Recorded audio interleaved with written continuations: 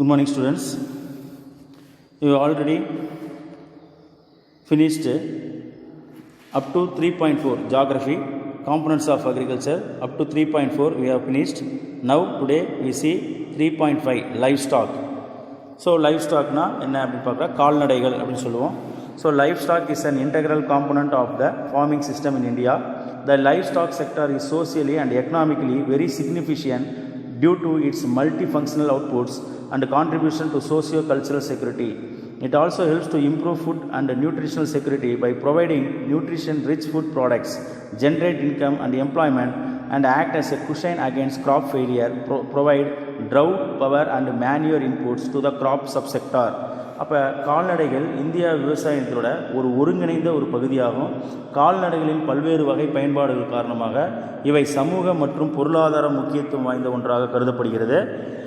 இவை சமூக கலாச்சாரம் பாதுகாப்பும் தன் பங்களிப்பை தருகின்றது. ஊட்டச்சத்து நிறைந்த உணவுகளை அளிப்பதன் மூலமாகவும் இவை உணவு மற்றும் ஊட்டச்சத்து பாதுகாப்பையும் மேம்படுத்துகிறது. வேளாண்மை இல்லாத காலத்தில் வேலைவாய்ப்பையும் வருவாயையும் அளிக்கின்றது.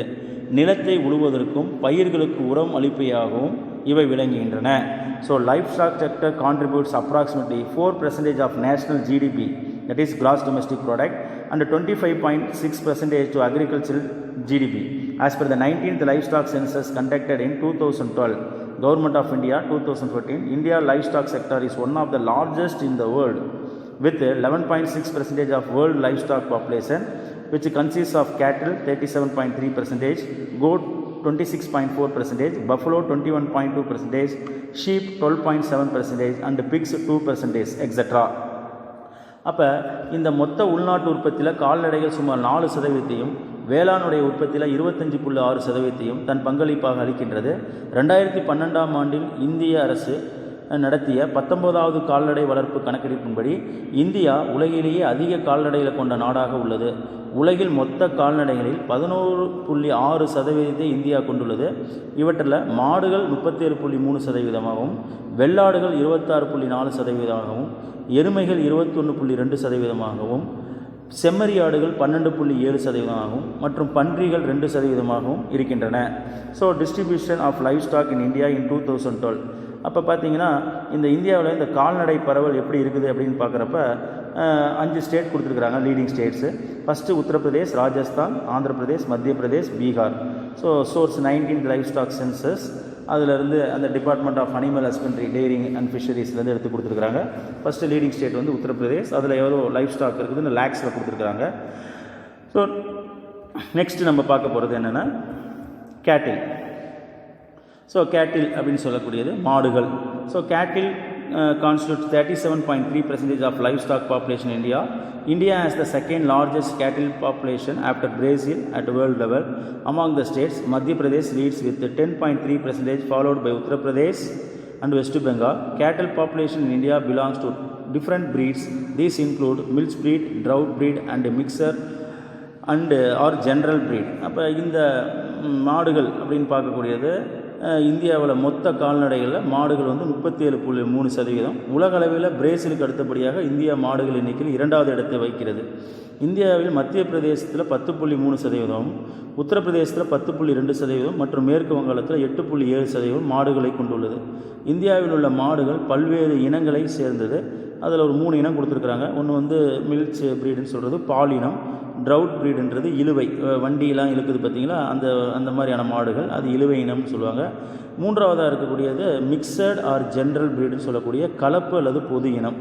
ஸோ அந்த டேப்லர் காலம் அதுக்கும் கொடுத்துருக்காங்க. So following table shows the livestock population of India in 2012. Name of the லைவ் ஸ்டாக்னு பார்க்குறப்ப cattle, goats, buffalo, sheep, pigs, ஒவ்வொன்றுத்துலேயும் பாப்புலேஷன் லேக்ஸில் கொடுத்துருக்குறாங்க.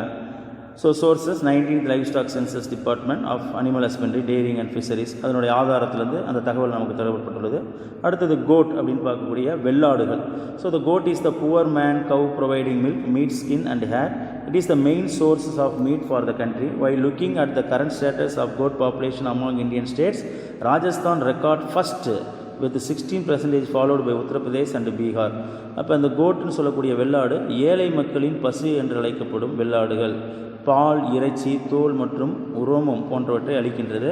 இது நம்ம நாட்டினுடைய இறைச்சிக்கு முக்கிய ஆதாரமாக உள்ளது. தற்போதைய நிலையில் பார்க்குறப்ப ராஜஸ்தான் வந்து 16% எண்ணிக்கையுடன் முதலிடத்தில் இருக்குது. அதனைத் தொடர்ந்து பார்த்திங்கன்னா உத்தரப்பிரதேசம் மற்றும் பீகார் போன்ற மாநிலங்களில் அதிக எண்ணிக்கை கொண்ட வெள்ளாடுகள் வளர்க்கப்படுகின்றன. அடுத்தது பஃபலோஸ், எருமைகள் என்று அழைக்கக்கூடிய buffaloes are an important sources of milk supply for India. Uttar Pradesh has the highest number of buffaloes, followed by Rajasthan and Andhra Pradesh. So அப்போ நம்ம இந்த பஃபலோ அப்படின்னு பார்க்க போகிற இந்த எருமைகள் பார்க்குறப்ப நமக்கு என்ன சொல்கிறாங்க அப்படின்றப்ப இந்தியாவில் வந்து பால் உற்பத்தியில் ஒரு முக்கிய ஆதாரமாக எருமைகள் உள்ளன. உத்தரப்பிரதேசம் அதிகப்படியான எருமைகளையும், அதனைத் தொடர்ந்து ராஜஸ்தான் மற்றும் ஆந்திர பிரதேசம் முறையே 2ஆம் மற்றும் 3ஆம் இடத்தையும் வைக்கின்றன அப்படின்னு சொல்கிறாங்க. ஸோ லைஃப் ஸ்டாக் சென்சஸ், இந்த கால்நடையினுடைய கணக்கெடுப்பு, first livestock census in India was conducted with the title of dairy cattle census in 1919. முதல் கால்நடை கணக்கெடுப்பு பார்த்திங்கன்னா 1919ஆம் ஆண்டில் எடுக்கப்பட்டது. Following this the 19th livestock census was conducted in October 2012. அப்போ 19வது கால்நடை கணக்கெடுப்பு அப்படின்னு பார்த்தீங்கன்னா 2012ஆம் ஆண்டு அக்டோபர் மாதம் எடுக்கப்பட்டது. And it takes place at every 5 years. ஒவ்வொரு 5 ஆண்டுகளுக்கும் இந்த கால்நடை கணக்கெடுப்பை இந்தியாவில் எடுப்பாங்க. So how is livestock census conducted in Tamil Nadu? இப்போ தமிழ்நாட்டில் இந்த கால்நடை கணக்கெடுப்பு எவ்வாறு எடுக்கப்படுகிறது அப்படின்னு பார்க்குறப்ப, state government is the conducting livestock census with the help of the department of animal husbandry at state level and regional joint director at district level under the guidelines of government of India, ministry of agriculture and farmers welfare, Department of Animal Husbandry, Dairying and Fisheries.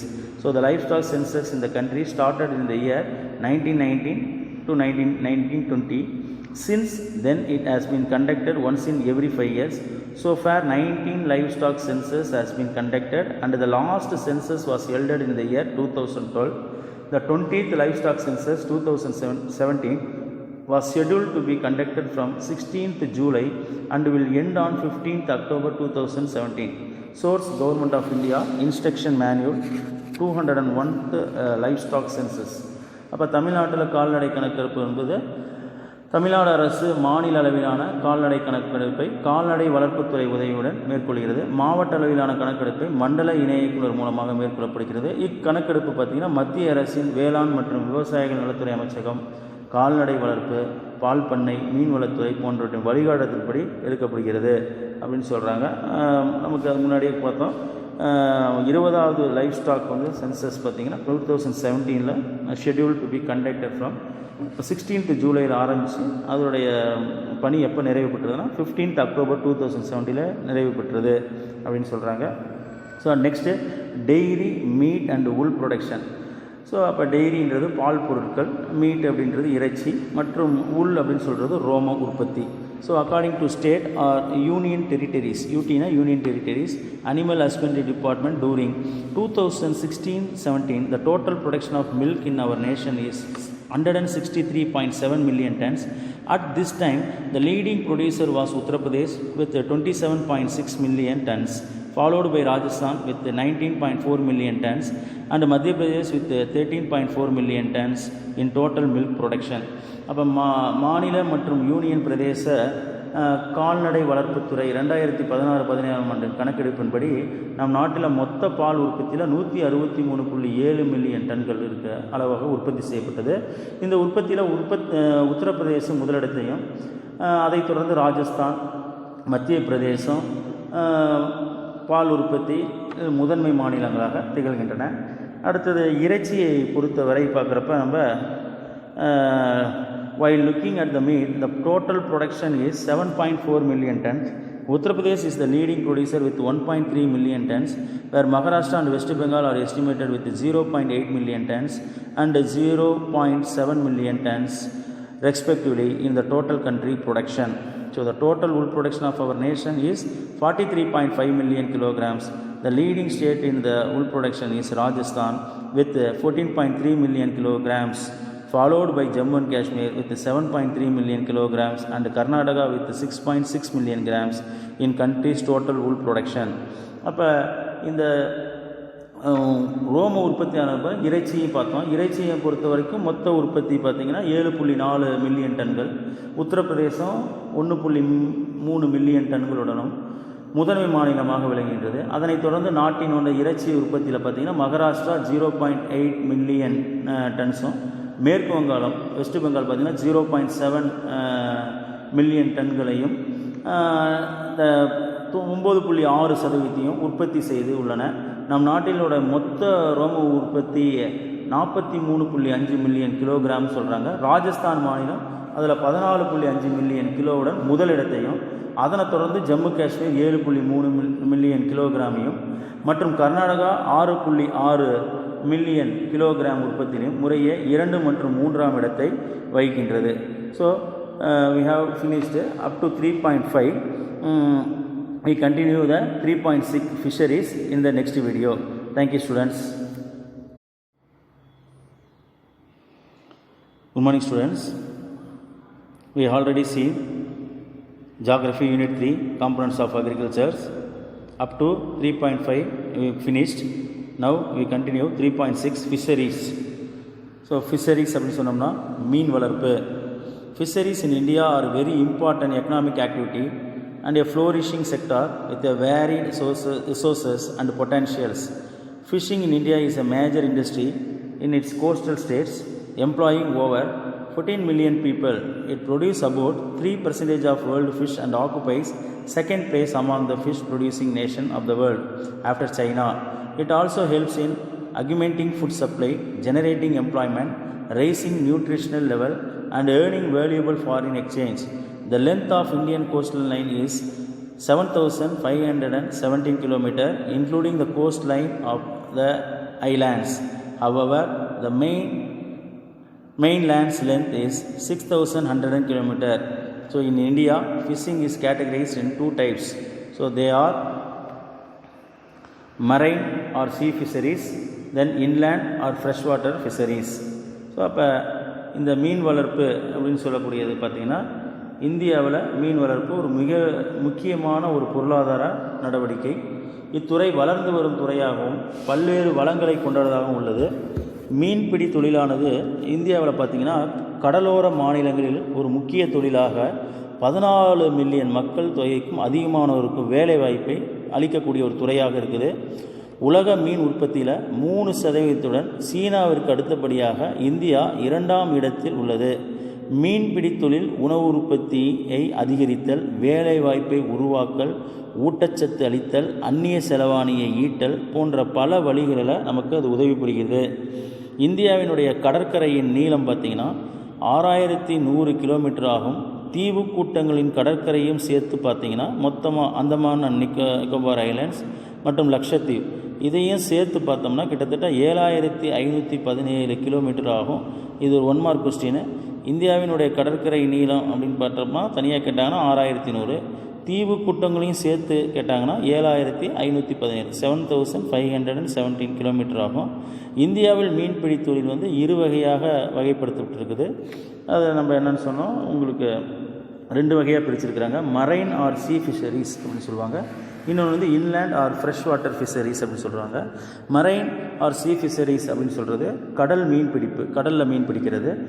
So it includes coastal, offshore and deep sea fisheries mainly on the continental shelf up to depth of 200 meter. Among the coastal states, Kerala leads in the marine fish production in India.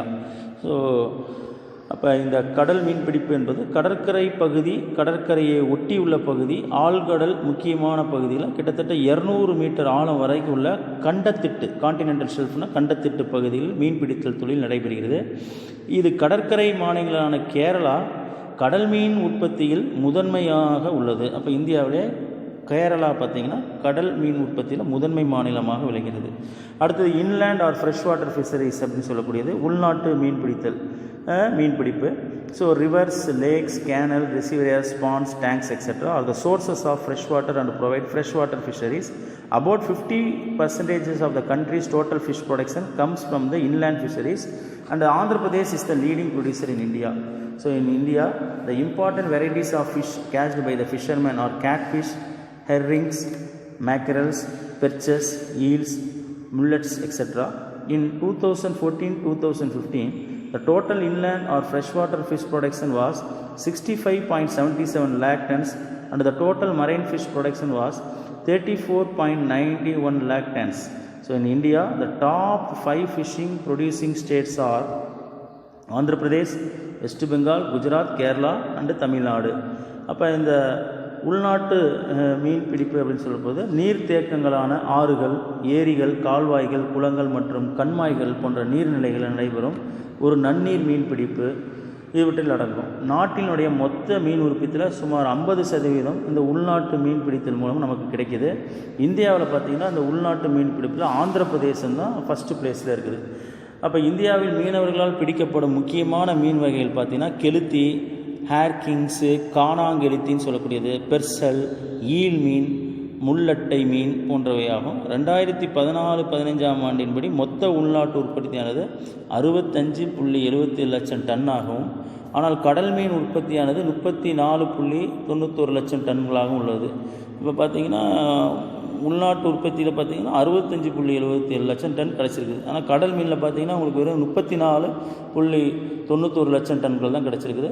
Andhra பிரதேசம், மேற்கு வங்காளம், குஜராத், கேரளா மற்றும் தமிழ்நாடு இந்தியாவில் முதல் 5 மீன்பிடி மாநிலங்களாகும் அப்படின்றாங்க. So அப்போ இதுதான் leading state: Andhra Pradesh, west Bengal, Gujarat, Kerala and Tamil Nadu.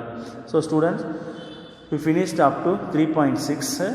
We continue topic 3.7, major issue faced by farmers in India, in the next video. Okay, thank you students. Good morning students. We have already finished geography lesson unit 3, components of agriculture. We finished up to 3.6. Now today we see 3.7, major issues faced by farmers in India. So we continue the lesson. So major issues faced by farmers in India அப்படின்னு சொன்னோம்னா, இந்திய விவசாயிகள் எதிர்கொள்ளக்கூடிய முக்கிய சவால்கள் என்ன அப்படின்றத பார்க்க போகிறோம். இப்போ நம்ம இந்திய விவசாயிகள் என்ன மாதிரியான பிரச்சனைகளெல்லாம் ஃபேஸ் பண்ணுறாங்க, அவங்களை எதிர்நோக்கி இருக்கக்கூடிய சவால்கள் என்ன அப்படின்னு பார்க்குறப்ப, Indian agricultural and Indian farmers R plagued by several problems. Some of them are natural and some other are man-made. அப்போ இந்திய வேளாண்மை மற்றும் இந்திய விவசாயிகள் பல்வேறு சவால்களை எதிர்கொள்கின்றனர். அவற்றில் இருக்கக்கூடியதில் சில இயற்கை காரணிகளாகவும் வேறு சில செயற்கை காரணிகளாகவும் உள்ளது. ஸோ அப்போ என்ன அப்படின்னு பார்க்குறப்ப, ஃபஸ்ட்டு என்ன சொல்கிறாங்கன்னா, small and fragmented land holdings அப்படின்றாங்க. சிறிய மற்றும் குறு நில உடைமை. அப்போ the problem of small and fragment holdings is more serious in densely populated and intensively cultivated states in India. About 67% of operational land holding in India are marginal land holdings that less than 1 hectare. இப்போ இந்தியாவில் பார்த்திங்கன்னா மக்கள் அடர்த்தி மிகுந்த மற்றும் தீவிர பயிர் சாகுபடி செய்யும் மாநிலங்களில் சிறிய மற்றும் துண்டாக்கப்பட்ட நில உடைமையாளர்கள் அதிகமாக உள்ளனர். அப்போ இந்தியாவில் 67% நில உடைமையாளர்கள் 1 ஹெக்டருக்கும் குறைவாக உள்ளவர்கள் குறு விவசாயிகளாக இருக்கின்றனர். தென் செகண்ட் பார்க்குறப்ப ஹை காஸ்ட் ஆஃப் இன்புட்ஸ். அதுக்கு அடுத்தது அவங்க எதிர்கொள்ளக்கூடிய சவால் என்னன்னு பார்க்குறப்ப, அதிக செலவினம் பிடிக்கக்கூடிய உள்ளீடுகள். அதிகம் செலவினம் பிடிக்கக்கூடிய உள்ளீடுகளை ஹை காஸ்ட் ஆஃப் இன்புட்ஸ்னு சொல்கிறாங்க. So seed is the critical and basic input for attaining higher crop yields and sustained growth in agricultural production. Unfortunately, good quality seeds are out of reach for many small and marginal farmers due to the higher price. அப்போ இந்த அவங்க எதிர்கொள்ளக்கூடிய சவால்களில் பார்க்குறப்ப, இந்த செலவு செய்யக்கூடிய விவசாயத்திற்கு செலவு செய்யக்கூடிய உள்ளீடுகள் பார்த்திங்கன்னா செலவு மிக்கனதாக இருக்குது. அப்போ ஏழையாக இருக்கக்கூடிய விவசாயி இதை வாங்கி பயன்படுத்த முடியாது. அதிக விளைச்சலுக்கும் தொடர் வேளாண்மை உற்பத்திக்கும் விதைகள் அடிப்படையான ஒரு உள்ளீடு. ஆனால் அதிக விலையின் காரணமாக நல்ல தரமான விதைகளை இந்த சிறு குறு விவசாயிகளுக்கு ஒரு எட்டா கனியாக இது இருக்கின்றது. அப்போ அது அவங்க எதிர்நோக்கொள்ளக்கூடிய ஒரு மிக முக்கியமான சவால். அடுத்த சந்திக்கக்கூடிய அவங்க பிரச்சனை என்ன அப்படின்னு பார்க்குறப்ப, இன்ஃபெர்டைல் சாயில். அப்போ விவசாயிகளுக்கு வளமற்ற மண்ணுனாலையும் அவங்க பாதிப்படைகிறாங்க. ஸோ இன்ஃபெர்டைல்னால் வளமான மண், இன்ஃபெர்டைல் சாயில்னால் வளம் குறைந்த மண். So Indian soils have been used for growing crops over thousands of years without caring much for replenishing. This has led to depression and exhaustion of soil resulting low productivity. அப்போ இந்திய மண் பார்த்திங்கன்னா பல்லாயிரம் ஆண்டுகளாக தொடர்ந்து வளம் கூட்டல் மற்றும் புதுப்பித்தல் செயல்பாடு இன்றி வேளாண்மைக்கு உட்படுத்தப்பட்டிருப்பதால் இந்த மண்ணின் வளம் குன்றி அதனுடைய உற்பத்தி திறனும் பாதிக்கப்பட்டுள்ளது. அப்போ பல்லாயிரம் ஆண்டுகளை பயன்படுத்திக்கிட்டு இருக்கிறோம். அப்போ அதை சரியான முறையில் வளத்தை கூட்டியிருக்கணும், நல்ல புதுப்பித்தல் செயல்பாடை பண்ணியிருக்கணும். இதெல்லாம் பண்ணாததுனால மண்ணினுடைய வளம் என்ன ஆயிடுச்சு, குறைஞ்சி போச்சு. அப்போ மண்ணில் வளம் குறைஞ்சதுன்னா அந்த மண்ணில் விளரக்கூடிய பயிரினுடைய விளைச்சலும் என்னவாக இருக்கும், குறைவாக இருக்கும். ஸோ இதை அவங்க சந்திக்கக்கூடிய ஒரு பிரச்சனை. அடுத்தது என்ன அவங்க எதிர்கொள்ளக்கூடிய பிரச்சனை அப்படின்னு பார்க்குறப்ப லேக் ஆஃப் இரிகேஷன், நீர்ப்பாசன வசதி ரொம்ப பத்தாமல் இருக்கிறது, பற்றாக்குறையாக இருக்கின்றது. So only 1/3 of the cropped area falls under the irrigated area. To make agriculture reliable, irrigation facility has to be developed. அப்போ நீர்ப்பாசன பற்றாக்குறை என்பது இந்தியாவில் 1/3 தான் வேளாண்மை நிலப்பகுதியை பாசன வசதியை பெற்றிருக்குது. இப்போ மீதி 2 பகுதி என்ன ஆகுது, பாசன வசதி பெறவில்லை. அப்போ வேளாண்மையின் நம்பகத்தன்மைக்கு இந்த நீர்ப்பாசன வசதிகள் உருவாக்கப்பட வேண்டும், நிறைய நீர்ப்பாசன வசதிகள் உருவாக்கப்படும். அப்போ ஆறுகளையெல்லாம் ஒருங்கிணைக்க வேண்டும் அப்படின்னு சொல்கிறாங்க. அப்போ நதிகளை இணைக்க வேண்டும். அப்போ நதிகளை இணைக்கும் போது எந்தெந்த பெரினியல் ரிவர்ஸ் அப்படின்னு சொல்லக்கூடிய ஆண்டு முழுவதும் தண்ணீர் அதில் வந்துக்கிட்டே இருக்கும். ஆனால் மற்ற ஆறுகளில் பார்த்திங்கன்னா நான் பெரினியல் ரிவர்ஸ், அங்கெல்லாம் மழை பொழிதால் தான் அந்த ஆறுகளில் தண்ணி கிடைக்கும். அப்போ அதிகமாக மழை பொழிவை பெறக்கூடிய ஆறுகளுடைய தண்ணீர் பயன்பாட்டிற்கு பயன்படுத்தியது போக மீதி இருக்கக்கூடிய எஞ்சிய தண்ணீர் என்னவாகும் பார்த்திங்கன்னா வீணாக போய் கடலில் தான் கலக்கும். அதனால தான் என்ன சொல்கிறோம், இந்தியாவில் இருக்கக்கூடிய எல்லா நதிகளையுமே ஒன்றிணைத்தால் எல்லா பக்கமும் நீர்ப்பாசன வசதி கிடைக்கும். அப்போ அங்கே இருக்கக்கூடிய விவசாயிகளுக்கு தண்ணீர் பிரச்சனையே இருக்காது. ஸோ அப்போ அந்த மாதிரியான வருங்காலத்தில் அந்த மாதிரி ஒரு சூழ்நிலை உருவாச்சுன்னா நம்ம இந்த பிரச்சனையிலேருந்து விடுபடலாம், அதாவது விவசாயிகள் இந்த பிரச்சனையிலிருந்து விடுபடலாம். தென் லேக் ஆஃப் மெக்கானிசேஷன், இயந்திரமயமாக்கலுடைய பற்றாக்குறை, அது ஒரு காரணம். In spite of the large scale mechanisation of agriculture in some parts of the country, most of the agricultural operation in larger parts are carried on by human hand using simple and conventional tools. அப்போ இந்த இயந்திரமயமாக்க பற்றாக்குறை என்பது நாட்டினுடைய பல பகுதிகளில் வேளாண்மை பெரிய அளவில் இயந்திரமயமாக்கப்பட்டிருந்தாலும் பெரும்பான்மையான பகுதிகளில் பார்த்திங்கன்னா மனிதர்களை கொண்டும் எளிய மற்றும் பழமையான கருவிகள் மூலமே வேளாண்மை செய்யப்படுகிறது. அப்போ என்ன ஆகும், உற்பத்தி திறன் ரொம்ப குறையும். அதுவும் விவசாயிகள் எதிர்கொள்ளக்கூடிய பிரச்சனை. தென் சாயில் எரோஷன், அடுத்து அவங்க எதிர்கொள்ளக்கூடிய முக்கியமான பிரச்சனை பார்த்திங்கன்னா மண் அரிப்பு. So large tracts of fertile land suffer from soil erosion by wind and water. Such kind of areas must be properly treated and restored to its original fertility. அப்போ இந்த மண்ணரிப்பானதுன்னு பார்த்திங்கன்னா காற்று மற்றும் நீரின் மூலமான மண்ணரிப்பில் பெரும் நிலப்பரப்பு பாதிக்கப்பட்டுள்ளது. இத்தகைய பகுதிகளை கண்டறிந்து நம்ம சரியான முறையில் மீண்டும் அதனை வளமையாக மீட்டுருவாக்கம் செய்திட வேண்டும். அப்படி செஞ்சோம்னா நம்ம அந்த மண்ணரிப்பிலிருந்து விவசாயிகள் பாதுகாக்கப்படுவார்கள்.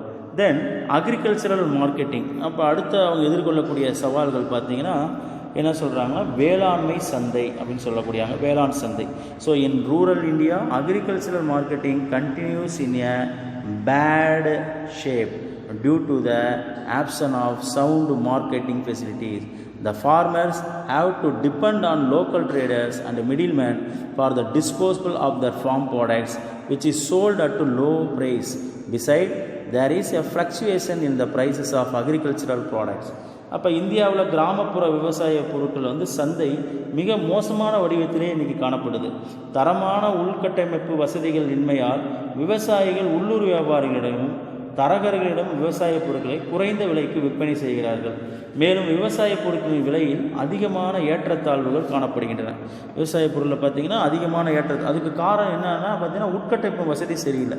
நம்ம இன்ஃப்ராஸ்ட்ரக்சர் ஃபெசிலிட்டிஸ் நல்லா இருக்கணும். அப்போ கிராமங்களெல்லாம் பார்த்திங்கன்னா நகரங்களை இணைக்கக்கூடிய அந்த சாலை வசதி இருக்காது, சரியான போக்குவரத்து வசதி இருக்காது.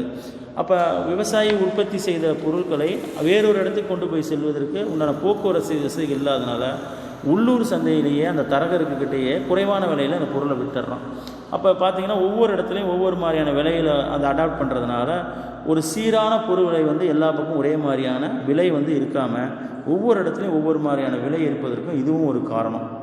அடுத்தது அவர்கள் சந்திக்கக்கூடிய அடுத்த பிரச்சனை என்னென்னு பார்க்குறப்ப இன்அடிக்வேட் ஸ்டோரேஜ் ஃபெசிலிட்டிஸ். அப்போ இந்த சேமிப்பு கிடங்கு வசதி இல்லாதது ஒரு பெரிய சவாலாக இருக்கின்றது. அப்போ தாங்கள் உற்பத்தி செய்த பொருட்களை பாதுகாப்பாக வச்சுருக்கணும் அப்படின்றதுக்கு அந்த ஸ்டோரேஜ் ஃபெசிலிட்டிஸ், அந்த பண்டக சாலை இல்லாதனால, வேர் ஹவுசஸ் இல்லாததும் விவசாயிகளுக்கு ஒரு மிக முக்கியமான ஒரு பெரிய சவாலாக இருக்குது. So storage facilities in the rural areas are either totally absent or grossly inadequate. Under such conditions, the farmers are compelled to sell their products immediately after the harvest, irrespective of the conditions of market. அப்போ கிராமப்புற பகுதியில் பார்த்திங்கன்னா விவசாய சேமிப்பு கிடங்கு வசதியற்றோ அல்லது முழுமை பெறாத நிலையிலேயோ காணப்படுகிறது. இத்தகைய சூழலில் அந்த விவசாயி என்ன பண்ணுவான், அறுவடை முடிந்த உடனேயே வேளாண்மை பொருட்களை, உற்பத்தி பொருட்களை சந்தையில் விற்கும் கட்டாய நிலைக்கு தள்ளப்படுகிறார்கள். சேமித்து வச்சு நல்ல விலை கிடைக்கிறப்ப விற்கலாம் அப்படின்னு சொன்னால் அதுக்கு சேமிப்புக்கு உண்டான இட வசதி இல்லை. அப்போ உடனே என்ன பண்ணுறோம், அறுவடை முடிஞ்சோடனே கிடைச்ச விலைக்கு அப்படியே விற்றுறோம். அப்போ அதுவும் ஒரு காரணம். அடுத்தது இன்அடிக்குவேட் டிரான்ஸ்போர்ட், போக்குவரத்து வசதி இல்லை, சரியான போக்குவரத்து வசதி கிடையாது. One of the main handicaps with Indian agricultural is the lack of cheap and efficient means of transportation. Even at present, there are lakhs of villages which are not well connected with main roads or with market centers. அப்போ இந்தியாவில் வேளாண்மையின் முக்கிய சவால்களில் ஒன்று இந்த மலிவான மற்றும் போதுமான போக்குவரத்து வசதியின்மை. ஸோ தற்சூழலில் பார்த்திங்கன்னா லட்சக்கணக்கான கிராமங்களில் பிரதான இணைப்பு சாலைகள் இல்லாமலேயே அல்லது சந்தை மையங்களுடன் இணைக்கப்படாமலே உள்ளது. அப்படி இணைச்சிட்டா நல்ல விலை கிடைக்கும், அப்படி இணைக்காத காரணத்தினால அவங்க உள்ளூர்லேயே அந்த பொருளை வித்துடுறாங்க குறைவான விலைக்கு. தென் ஸ்கேர்சிட்டி ஆஃப் கேபிட்டல். ஸோ லாஸ்ட்டாக அவங்க என்ன பார்க்குறோம், நமக்கு மூலதன பற்றாக்குறை. So agriculture is an important industry which requires a huge capital. The role of capital plays a major role in the purchase of advanced farm machineries and equipments. அப்போ இந்த வேளாண்மையில் அதிக மூலதனம் தேவைப்படும் தொழில்களும் ஒன்றாகும். மேம்படுத்தப்பட்ட பண்ணை இயந்திரங்கள் மற்றும் கருவிகள் வாங்க மூலதனம் ஒரு முக்கிய பங்கு வகிக்கிறது. அப்போ அந்த அளவுக்கு அவங்கக்கிட்ட பண வசதி இல்லாததுனால விவசாயிகள் என்ன பண்ணுறாங்க, அதிக அளவு முதலீடு இல்லாமல் தடுமாறுகின்றார்கள். ஸோ அந்த problems faced by the farmers in irrigation current scenario, அப்போ அந்த கரண்ட் சீனரியோ கொடுத்துருக்காங்க தேவை. நீர்ப்பாசன விவசாயிகள் எதிர்கொள்ளும் பிரச்சனைகளை தற்போதைய சூழ்நிலை என்ன அப்படின்னு கொடுத்துருக்காங்க. இப்போ தற்போதைய சூழ்நிலை பாருங்கள், என்னென்ன சூழ்நிலை, fuel, rain, wild animals, shock hazard, electricity, scratching heat, difficult terrain, அடுத்தது லேபர். பாருங்கள், விவசாயிகளுக்கு வேலை செய்கிறதுக்கு சரியான தொழிலாளர்கள் கிடைக்க மாட்டேங்கிறாங்க. அதனால் இன்றைக்கி விவசாய நிலங்கள்லாம் இன்றைக்கி என்ன ஆயிடுச்சு, ரெசிடென்ஷியல் ஃப்ளாட்ஸாக மாறுது. வேலை செய்கிறதுக்கு ஆள் வேணும். இன்றைக்கி விவசாயத்தில் ஈடுபடுவதற்கு போதுமான தொழிலாளர்கள் இல்லாமல் போயிட்டாங்க. அப்போ அதுவும் அவங்க எதிர்கொள்ளக்கூடிய ஒரு பிரச்சனை. அதே மாதிரி பார்த்திங்கன்னா ஃபியூல் கன்சம்ஷன், இன்றைக்கி எரிபொருளுடைய விலை ஏற்றமாக இருக்குது. அப்போ விலைவாசி அதிகமாக இருப்பதுக்கு ஃபியூல் கன்சம்ஷனும் ஒரு முக்கியமான காரணம். அதே மாதிரி பார்த்திங்கன்னா ரெயின், மழை. அப்போ மழை வரும்னு நினைப்பான் விவசாயி, ஆனால் மழை வராது. மழை வராதுன்னு நினைப்பான், அப்போ மழை வரும். அப்போ அது it is a gambling of monsoon, ஒரு சூதாட்டம் மாதிரி தான். அப்போ இதெல்லாம் பார்த்திங்கன்னா விவசாயிகள் எதிர்கொள்ளக்கூடிய ஒரு பிரச்சனை. அதே மாதிரி பார்த்திங்கன்னா வைல்டு அனிமல்ஸ்னாலையும் விவசாயிகளுக்கு பிரச்சனை. இப்போ மலைப்பாண்டான பிரதேசங்களுக்கு கீழே பயிரிடக்கூடிய பயிர்கள் பார்த்திங்கன்னா அந்த உணவு தானியங்களை சாப்பிடுவதற்காக அந்த யானை அந்த கிராமத்துக்குள்ளே புகுந்துடும். அப்போ கிராமத்துக்குள்ளே புகுந்தால் என்ன பண்ணும், அந்த யானை அந்த பயிரை சேதப்படுத்தும். அப்போ அது காலில் மிதித்து அந்த பயிரை நாசப்படுத்திடும். அப்போ விவசாயி அதனால் அவனுக்கு பெருத்த நஷ்டம் அடைஞ்சிருவோம். ஸோ இதுவும் ஒரு காரணம். அது மாதிரி எதிர்பாரா இடையூறுகள் அப்படின்னு சொல்லக்கூடிய ஷாக் ஹசார்ட்ஸ், திடீர்னு ஏதாவது பொருளுடைய விலை ஏற்றம், அந்த மாதிரி ஏதாவது எதிர்பாராத விதமாக நடக்கக்கூடிய பொருளாதார இழப்பையும் விவசாயியை பாதிக்கும். அதே மாதிரி மின்சார தேவைகள், போதுமான அளவுக்கு மின்சார வசதி இல்லாதனால் நீர்ப்பாசன முறையை அவங்க பின்பற்ற முடியாது. சரியான நேரத்தில் அவங்களுக்கு அந்த கரண்ட் சப்ளை கிடைக்காது. அதனாலையும் அவங்க விவசாயம் பாதிக்கப்படுவோம். அதே மாதிரி பார்த்திங்கன்னா ஸ்க்ராச்சிங் ஹீட் அப்படின்னு சொல்லக்கூடிய அதிக வெப்பமும் பயிருக்கு ஏற்றது கிடையாது. அப்போ அதிக வெப்பம் இருந்தாலும் பயிர் சரியாக வளராது. அப்போ இதெல்லாம் பார்த்திங்கன்னா ஒரு விவசாயிகள் சந்திக்கக்கூடிய பிரச்சனை. இறுதியாக டிஃபிகல்ட் டெரைன்றாங்க, கடினமான நிலப்பரப்பு சமமான நிலப்பரப்பாக தான் நல்லா விவசாயம் செய்யலாம். கரடு முரடான டிஃபிகல்ட் சுச்சுவேஷனாக இருந்தால் விவசாயி பாதிக்கப்படும். So this is the problem faced by the farmers in irrigation. So current scenario. So students, we complete the lesson Unit 3 Components of Agriculture. So இதை பற்றி உண்டான மெட்டீரியலை உங்களுக்கு நாம் உங்களுடைய வீடியோவில் அப்லோட் பண்ணுறோம். உங்கள் குரூப்புக்கு அந்த மேப் ஒர்க்கெல்லாம் நாங்கள் அனுப்பிச்சி வைக்கிறோம். அந்த மேப்பை நீங்கள் பாருங்கள். அதே மாதிரி பார்த்தீங்கன்னா ஸ்டடி மெட்டீரியலையும் அந்த குரூப்பில் அனுப்பி வைக்கிறோம். அது நீங்கள் பாருங்கள். ஏதாவது டவுட் இருந்ததுன்னா நீங்கள் அந்த கன்சர்ன் டீச்சரை நீங்கள் காண்டாக்ட் பண்ணுங்கள். காண்டாக்ட் பண்ணி உங்களுக்கு ஏதாவது இதில் பாடத்தில் ஏதாவது டவுட் இருந்ததுன்னா அதை நீங்கள் கிளாரிஃபை பண்ணிக்கோங்க. Okay, all the best students. Thank you.